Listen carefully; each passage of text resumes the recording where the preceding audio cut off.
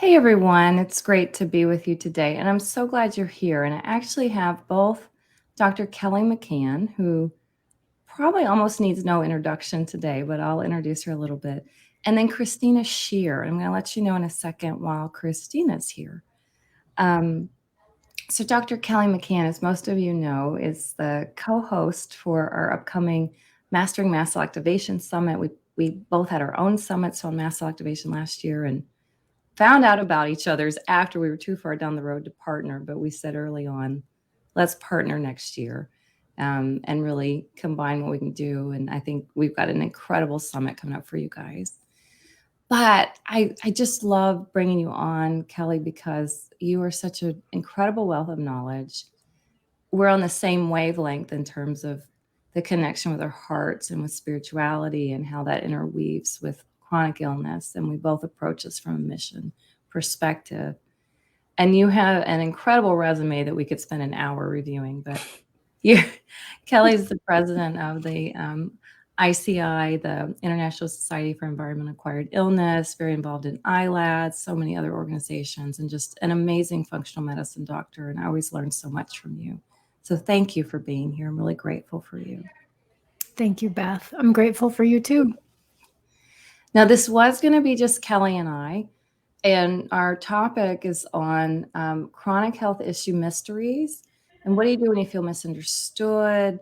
What happens when you keep trying to convince multiple specialists that you're not making up your illness? And how many of you have been there? And if you're on, I'd love to know who's here with us and say hi. I see Grete from the Netherlands, welcome. And Crystal and Maria and Kimberly and Kim and Elena, welcome. Iris. Let us know that you're here and where you're from. And then have you had these experiences where you felt misunderstood or that you kept trying to talk to specialists and they kept acting like you were making it up or maybe even told you you're making up your symptoms?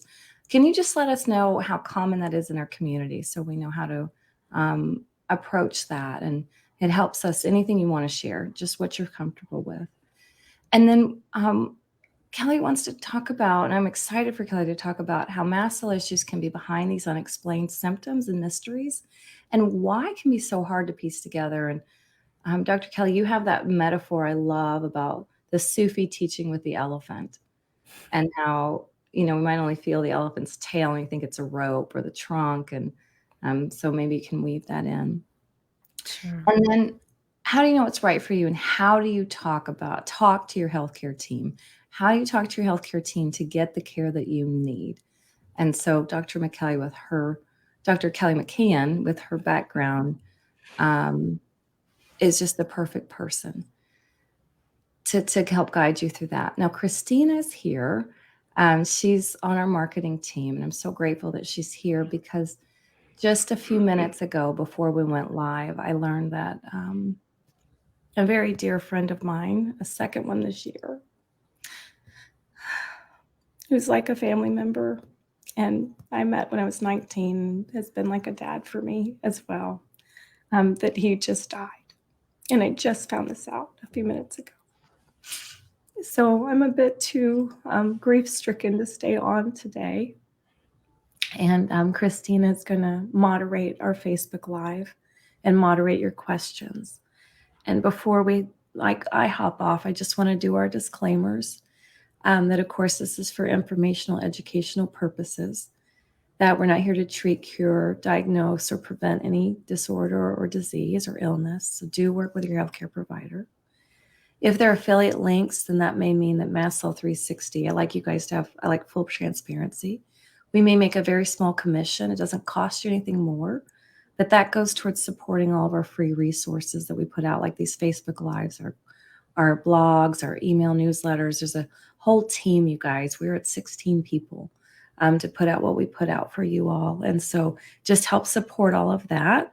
If you're called, there's never any pressure, but if you're called to support us back, that's the way you can do that. It's just click through our links if we post something up and it calls to you and you want to purchase it. No, we don't ever want you to do anything that doesn't take care of you. And lastly, if you could please get your questions on topic. So Christina will be moderating the questions. She's only going to take questions that are on topic. And there'll be a Q&A at the end, and there were some pre-submitted questions too.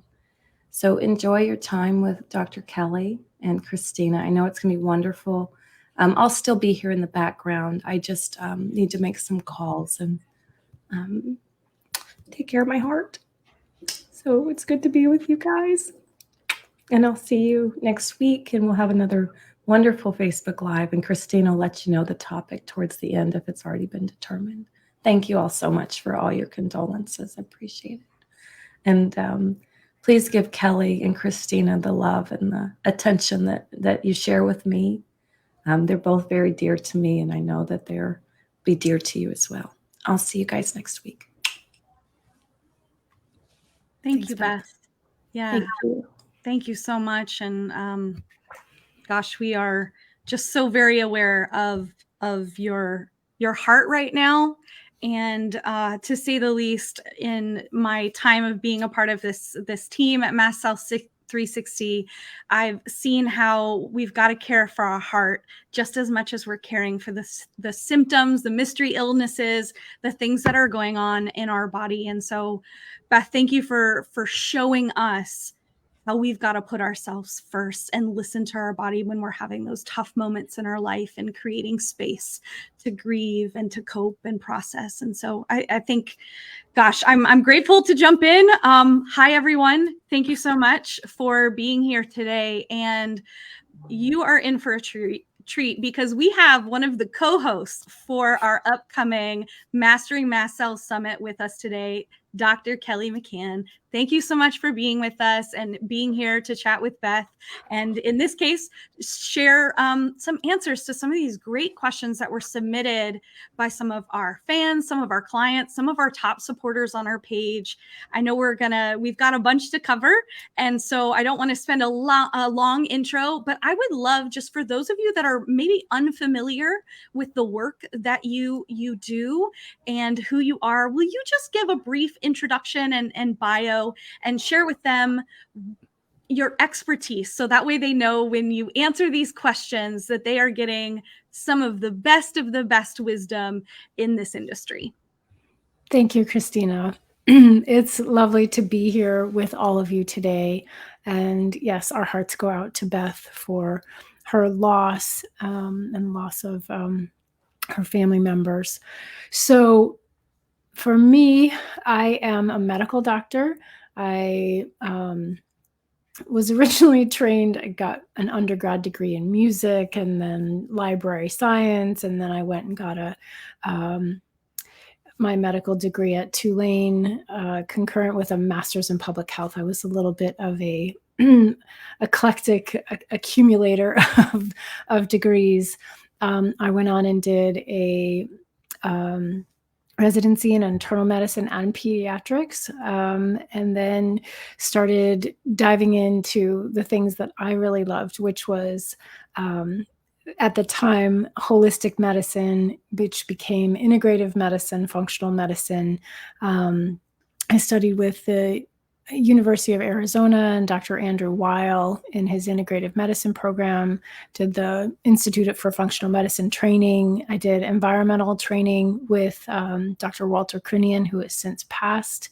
And along the lines, along the way, I learned about mold and Lyme disease, and then found Dr. Lawrence Afrin and mast cell activation syndrome, which really became, in my mind, that one of the things that helped explain so many of the symptoms that people were experiencing when they had mold exposure, when they had Lyme disease, and when people were chronically ill. And so pulling all of those pieces and all that knowledge together to really to be able to be present with people and to listen and to recognize that the only way that I was going to be of service to help was to actually start with the belief that people were telling me what they were experiencing, right? Even if I couldn't understand it, even if it didn't make sense to me at the time. And the unfortunate thing is that in our training, that's not really how we're taught, right? As medical providers, there's a lot of culture of misunderstanding of patients that really has to be fought against. And so when you're feeling like you're being gaslit by your the providers that you're going to, it's not even necessarily that they're bad people, it's that they had poor training, that they didn't get the empathetic training, or come to the realization themselves that most people are coming to a provider, coming to the medical community looking for help, not looking for drugs or whatever. So it's an unfortunate circumstance that that many people like yourselves who are struggling with chronic illness find themselves in. It's a difficult situation. Absolutely. And I think that, well, first off, thank you for that introduction. And one of the things that I just want to make sure we highlight here is if someone is looking to learn more about you or get in touch with you and they want to work with you in the future, you have the Spring Center. So I'm going to make sure that that's available there. You can learn more about the work that she does there. And we're going to dive in a little bit more later as well. I'd like to move into our first question. And I think you perfectly led into it, Dr. McCann. And you talked about how this is really just an unknown space. And often, I'm sure if you want to comment and let us know if you've ever felt gaslit in a doctor's appointment, go ahead and throw us an emoji, or I have, so we can see that in the comments. And so I would love for you to share why MCAS is unknown to many physicians, which is ultimately an underlying challenge that individuals with this health concern are having to address. Well, for one thing, MCAS, as we understand it now, is a very new diagnosis. The first medical literature about mast cell activation syndrome was only written in 2007. That is not a long time ago. I did not learn about MCAS in medical school or residency. And for many practitioners, even though they're required to do continuing medical education, they're not necessarily seeking out additional training to help their patients. And so there's a lot of new information that, for whatever reason, is not filtering down into mainstream medical education. And myself and many colleagues, people like Dr. Lawrence Afrin, Dr. Theoharides, are Dr. Lenny Weinstock, who is on the summit, Dr. Andrew Maxwell, we're trying very hard to get this information to other practitioners, to medical students, to residents, and ultimately to other providers, so that they can start to recognize it. And I think if a practitioner is in the functional integrative medicine space, they're starting to know about it more, thankfully. But I think it's really important to recognize that it's not a common, it's a newer diagnosis, on the one hand. On the other hand, what's really interesting is when we talk about things like environmental medicine, there is a condition called multiple chemical sensitivity, toxicant-induced loss of tolerance. These conditions have been known about for decades. And I do think that many people who have MCAS also have multiple chemical sensitivity, and that diagnosis has been around for decades and decades. And so there may be some links in your if you link some of the symptoms that you're having to chemicals, and maybe even throw in that term if those symptoms describe some of the symptoms that you're having. That may be a way to talk about MCAS in a way that more practitioners will have heard of. There's a PhD named Claudia Miller, who's done a ton of work and research on multiple chemical sensitivity, and she and Lawrence Afrin and a number of other mast cell practitioners have written an article a couple of years ago about the links between multiple chemical sensitivity and MCAS. Thank you for sharing that. There's so much wisdom and such a richness of resources in what you just shared. And I know Jamie on our team is trying to keep up with all your comments. So just know that we'll be adding in some of the links that Dr. Kelly just mentioned afterwards as well. So that way you can follow back up and even check out some of those resources in a more deeper way. I feel like your answer for this question perfectly set up the next one that I had actually pulled. This is so great. So Kimberly K submitted a question beforehand. She is actually a practitioner. And I love that she asked this question. She said, how can practitioners like me, I'm going to throw that up on the screen so you can see it as well. How can practitioners like me who work with MCAS patients but aren't MDs advocate more effectively for patients with their doctors? And she went on to even talk about, the fact of what can she do to ensure that they're believed by their doctor and are able to get the support that they need. So I'd love to hear from you firsthand what they can be doing. And I know those listening live right now are going to be taking some notes for their next doctor appointment. Yeah, I mean, these are tricky. I always find it's challenging because I'm on the other side where I have that belief that the patient is telling me the truth, right? And so how do you get somebody who may be stuck in a rut where they're not quite sure that the patient is believable? But as a practitioner, I do think that even if you're not an MD, if you're a chiropractor, if you're a naturopathic doctor, your education and what you share with the medical doctors, with the medical team, has some weight. So simply saying, you know what, this patient is trustworthy, this patient is believable, this patient is experiencing what they are sharing, I think that carries weight in and of itself. So simply acknowledging that these symptoms sound bizarre, however, they are exactly what the patient is experiencing, I think is important to share with the medical doctors.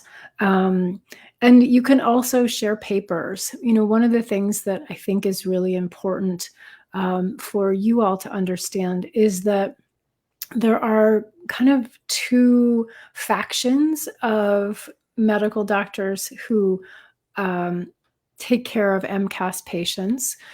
The original consensus that was written was actually not a consensus at all. It was a group of allergists who wrote some documentation about what they believed was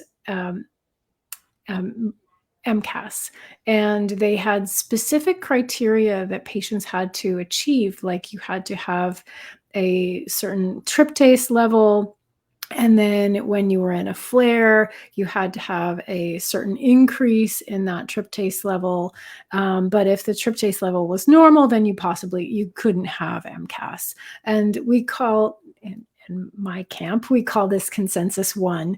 And these are typically your traditional allergists. And oftentimes, they don't really care about how comprehensive and detailed the rest of the symptoms are. They're all about that tryptase, which is from my team's consensus too, Right. is just very narrow-minded.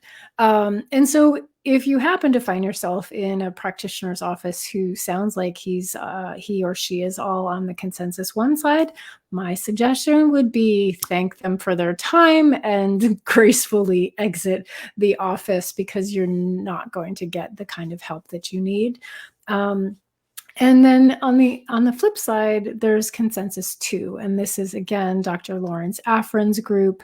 There are probably 45 some odd practitioners who are listed, myself included, in that consensus document that really details what are some of the criteria that you need in order to meet the diagnosis of mast cell activation. And the most important one is the clinical symptoms. So multi-system, multi-symptom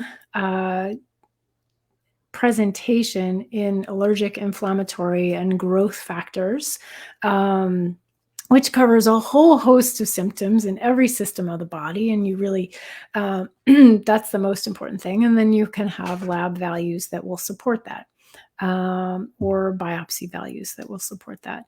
But that's really the most important document that you could have. And I think for those practitioners out there, making sure you have a copy of that, having your patients bring that copy of that consensus paper with them to any of their doctor's appointments, and you can highlight the symptoms that they have to really prove or show that the clinical criteria are met. That's so good. Thank you for sharing that. I could see quite a few comments coming in about just how they're feeling and what they're dealing with. An allergist tells them it's neurological. Let's see here. Sometimes you can't find, like Colleen mentioned, she can't find a doctor to even give her the med that she needs. And that Robin mentioned that she's actually lost friends because she can't hang out and she's sick and they think it's in her head and she's being difficult. And there was just a lot of support in the chat and in the comments. And I always love to see that, because this can, I'm sure, as you know, just being a practitioner, this can feel like a very lonely process. And so I love seeing everybody connect on there. We did also include in the comments, if you guys take a look there, we've got more information specifically around symptoms. So that's a great free resource that we have on our website, mastcell360.com/MCAS-symptoms. So go ahead and click on that link, and that'll be a great place to start if you're still trying to figure out what you have and what you want to bring for a future doctor's appointment. So let's shift gears a little bit, and I'd love to kind of focus from the doctors and maybe move into a little bit more about what someone is dealing with maybe right now, as well as kind of the overarching theme of MCAS. And so would you speak, Dr. Kelly, to how MCAS actually can influence other health conditions in their life? And I've got a great follow-up question from our audience on this one that I'm excited to jump into. So for those of you wondering about menopause and triggers, just hang in there. We're going to get there. So MCAS influences other health conditions. You know, I think that they're so interwoven.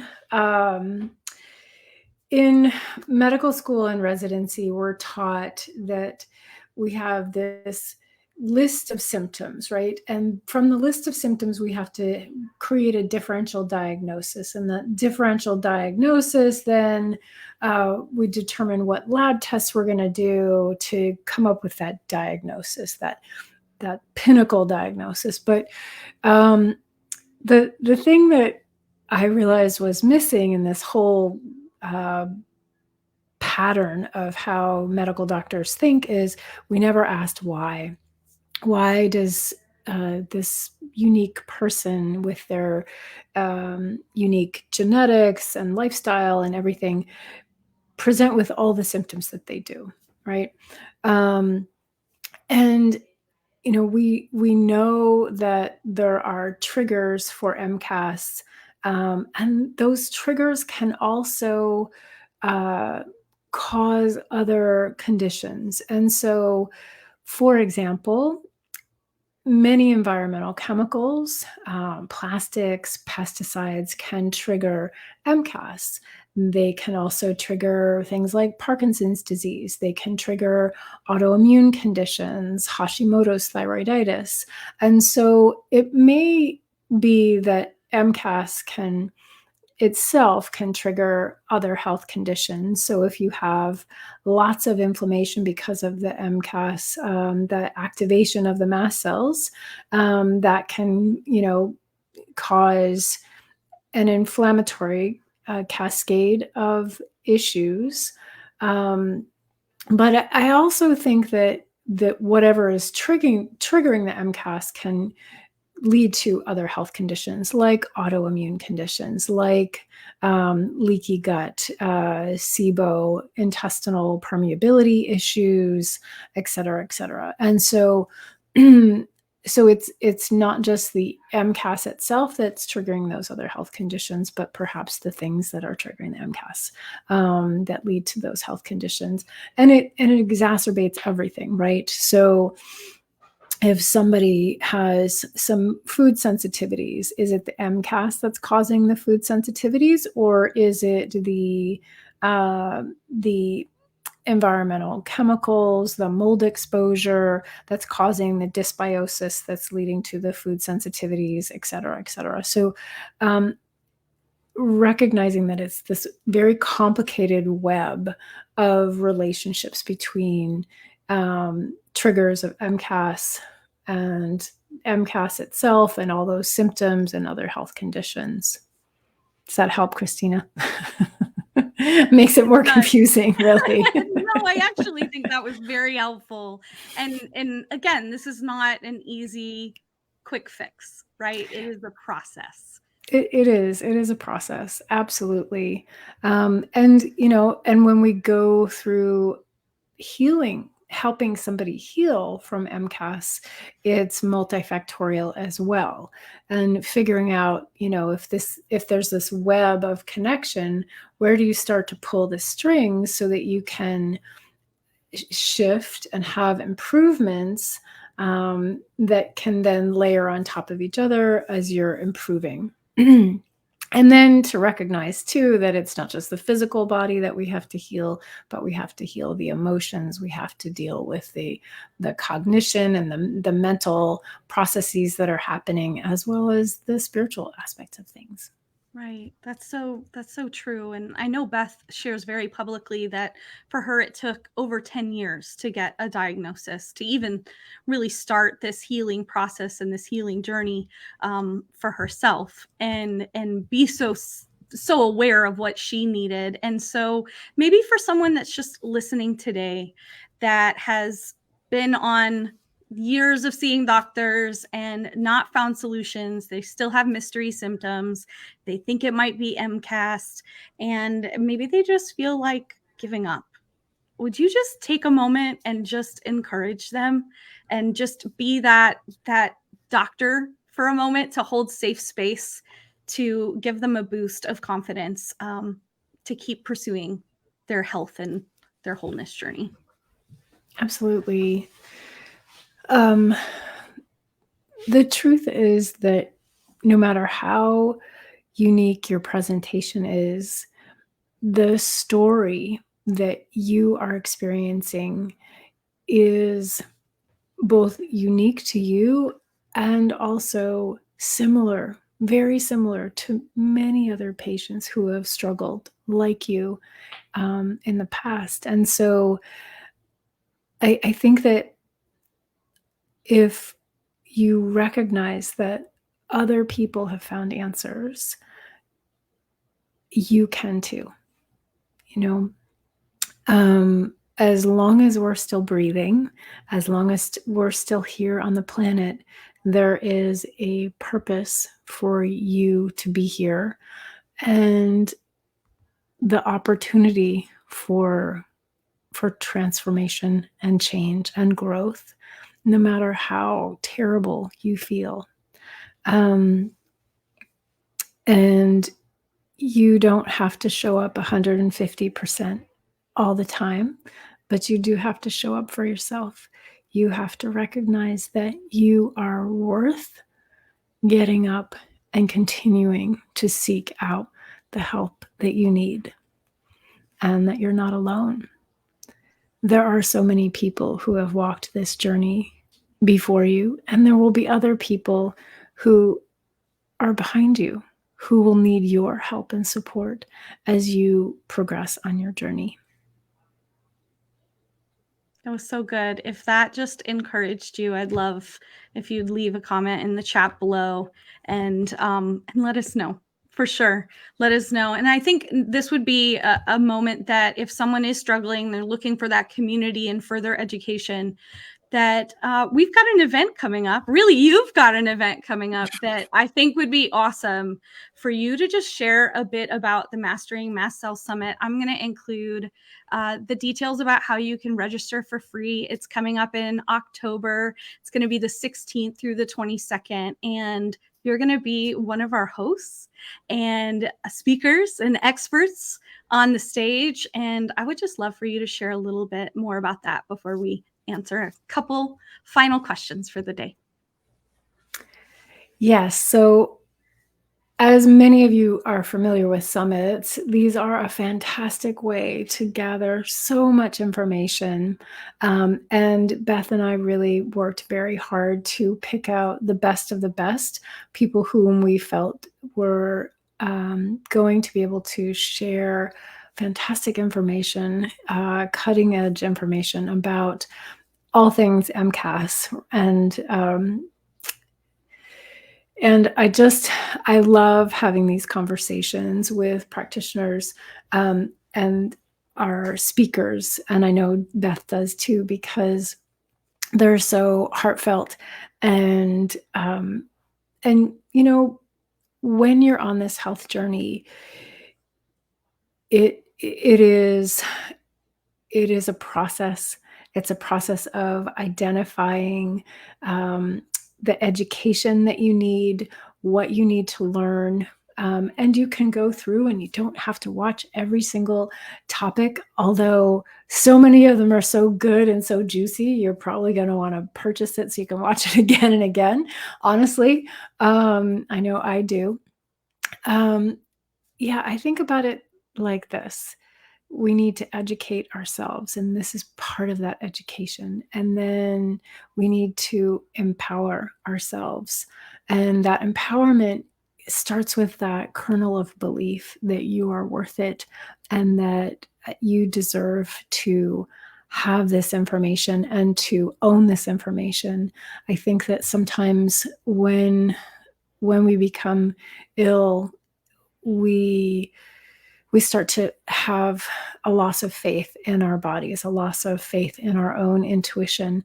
And one of the things that Beth and I are really passionate about is to reconnect to ourselves, reconnect to our own sense of intuition about what is good for ourselves. And as we do that, we're educating ourselves. Now we're empowering ourselves to reconnect to that internal sense of knowing, and then put those things together, and then we really start to elevate our lives and to find the joy that we might have lost. I love that. That's so good. Thank you for sharing, for sure. And there are a couple comments that I just wanted you to see that of the work that you do and the power of what you just shared. And let me pull them up. Of course, I scrolled. You guys are commenting so fast. And so, like Elena shared, thank you for your message of hope today. And You're welcome, Elena. Anna said, thank you for words of encouragement. I love this. Stacy. Kimberly mentioned that, it's been this long process for her. She's still detoxing. So if you are looking for a little bit of encouragement today, I'm so glad that you've stopped by and maybe you're just like Robin, who literally is in tears right now. So Robin, we see you, we hear you, and don't give up. It's not the end. We hope to see you at the summit so you can continue your healing process. Ramarie Stewart mentioned that it took 16 years. And I know that's not a small window of time to be seeing. No, And no. so I'm just grateful for the work that you're doing with MCAS to shorten, hopefully, that diagnosis period, and all the experts, much like Beth as well. And so I'd love to kind of ask a more practical question here. And that question, let me pull it up real quick, is would you speak to the topic of menopause and how that could be triggering MCAS or related conditions such as PMDD, ADHD, POTS? I know the list goes on from there, and Right. how it could be maybe causing things to get worse. And then I'd love if you would just speak to, okay, maybe they're feeling this, that they're, the shoe fits in this scenario. So what do they do now? What's the next steps for them? And I know you have a great resource too that I'd love to make sure we get in their hands. Sure. Okay. So let's see. Again, I think that it really does need to be investigated on an individual level. And I use my intuition, and I know Beth does too, when working with clients. And there is absolutely a relationship between hormones and the autonomic nervous system and MCAS. I don't know if I would say that menopause triggers MCAS. I think that MCAS in somebody going through menopause can make menopause worse. Oftentimes, what's triggering the MCAS is contributing to the menopause being worse, or to the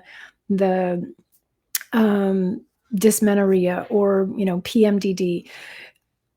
In my experience, what often happens is that, for example, I have a lot of patients in my practice who find themselves in a moldy building, or they may not recognize that they're in a moldy building, and they start to have terrible endometriosis symptoms, or they have terrible periods, or when they start to go through menopause, everything gets all dysregulated. And that can be for a variety of different reasons.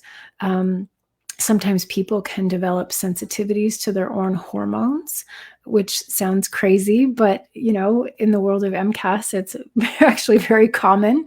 I had one young woman, every single menstrual cycle, she would get full body hives, was terribly fatigued, and it would happen like the day before and the day she started menstruating. For 4 days, she would have to be in bed because she just couldn't function at all.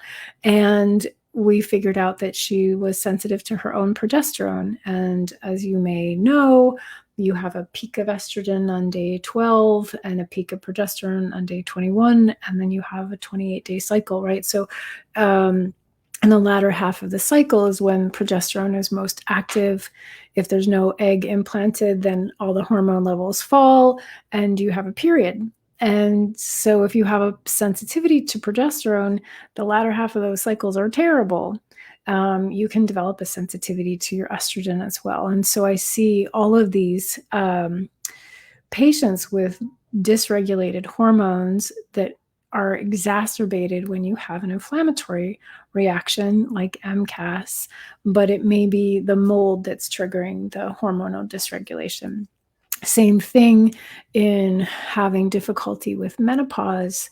It can be because the adrenal glands are depleted, and usually when your ovaries stop working, the organs that are picking up the slack are your adrenal glands. They make the DHEA, which then becomes estrogen and testosterone. And if you're adrenally deficient, your menopause symptoms might be worse.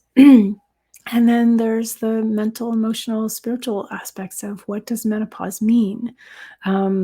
Did you want to have a baby and weren't able to have a baby? Are you fearful of aging? Is there something about menopause that causes a lot of distress emotionally and psychologically in you that you haven't dealt with. That may be a clue. I mean, I think if we're willing to consider the possibility that our bodies are speaking to us and offering us a way to heal, not just the physical, but the emotional, the psychological, the spiritual, and whatever that means to you, then we have the opportunity to really not just heal our bodies, but to transform our lives and to, like I mentioned earlier, find that joy. You know, it's hard to be joyful when you're in pain and you're struggling and you're fighting your body and you feel like your body is fighting yourself, right? And so, you know, I'm not saying that this is an easy road, but I'm suggesting that maybe rather than trying to get back to who you were before you became sick, you can become somebody who's even better, even more joyful, even more loving, even more connected to yourself and your purpose on this planet when you're through on the other side of things, and just offering that as a possibility. I love that. I think that's definitely for those that have MCAS. That is the end goal, right? The thought of being joyful and being even better than when they started this whole health journey, and being so frustrated, and the nights of tears and the days of tears and frustrations, but finally getting to move into a point where everything's okay, even if it's not okay, because you're healing. Right. Good. I love your master class that you have, and I think it's a great place for people to start if they're trying to figure out what to do, and they do feel like they've got a lot of these symptoms. And so if you want to maybe speak to specifically who would be the person to take a look at your MCAS How to Regain Control masterclass, I'd love for you to share on that today. Thank you. So I created this class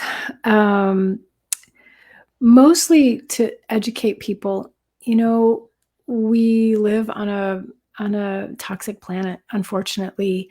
And as distressing as that thought is, if the goal is empowerment and education and empowerment, then what I put together was a way to help you start to evaluate where are the opportunities in your life and the choices in your life that you can make healthier choices for yourself. So we go through 4 sections: your home, your health, your habits, your history, to try and figure out how you can make the most optimal choice for yourself.